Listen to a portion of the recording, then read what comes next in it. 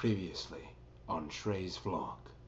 I told you, Peter. I told you not to go over to her house. Delilah, I don't love you anymore. I never did. I'm sorry, John, but your father is dead. It's okay. He was a Nazi. That wasn't water. Hello, and welcome to another episode of Shrey's vlog. Things I would like to talk about today. Bread. How is it made? And how is it eaten? Telescopes. DVDs. Outdated or a new wave of coaster mania hitting tables everywhere? Blue. Is it a color for ants? Lest we forget. You know what? We'll put all of those ideas in the never to be explored in Shrey's vlog folder, also known as the recycling bin. Well, today we're going to be talking about something that's very topical. Terrorism. Oh yes, ladies and gentlemen, I'm going mainstream. Like Conan, or the swine flu. Now, as we all know, the 10th anniversary of 9/11 was on Sunday, September 11th. And I would like to take this opportunity to explore the complexity, idiocy, something-y of terrorism. First, let's examine the word terrorism itself. It has 2 R's, 3 R's, and a T, and an S and M very close together. Also, there's a conspiracy that there's an X in there somewhere. But terrorism itself seems so pointless. It's like, how will we get people to listen to us? Well, we'll just kill them.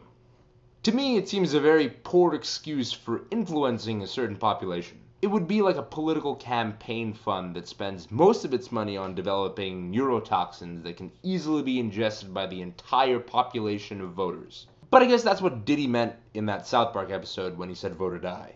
When it comes down to what terrorism is truly all about, it's about screwing the shit out of airline passengers. What now? We can't take our own food? We can't take our own liquids? I'm so sorry, I need to take my medication, otherwise I might die. Ma'am, we regret to inform you that nobody really gives a shit about you. And in the case of your inevitable death, we'll just chalk it up to Darwin, shall we?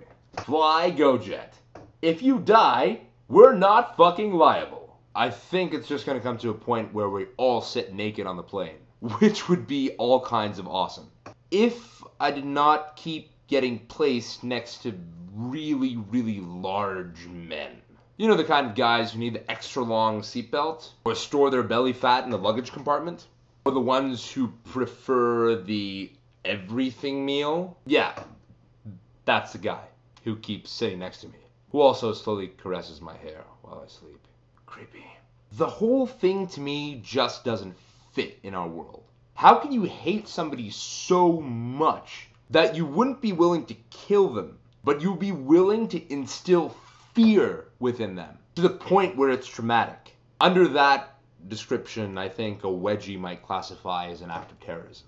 Arrest the bullies of Wind Peaks High and send them to Guantanamo Bay, where they will receive swirlies galore. And also rape. All in all, I think terrorism is born from ignorance and from the misdirection of others. And the fact that terrorists never had Dunkaroos as children, which is insane. It's sad that these people have come into the world bred to hate, and I pity them. So let's stick it to the terrorists.